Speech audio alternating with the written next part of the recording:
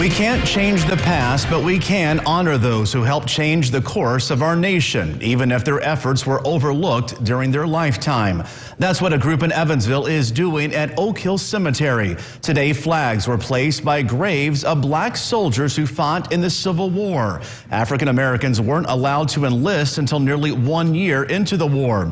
The soldiers, then known as the U.S. Colored Troops, went on to play a vital role in abolishing slavery. Now, the community can see where some of these hometown heroes were laid to rest.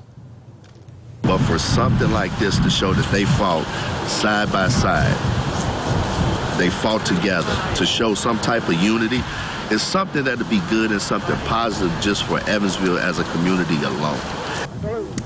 Even though the troops made up 1/10 of the Union Army, they had no chance of rising in the ranks. Some weren't recognized for their service until after the war. The soldiers honored today survived the war, but after passing away, were buried in one of the most deserted places in the cemetery due to segregation in the city.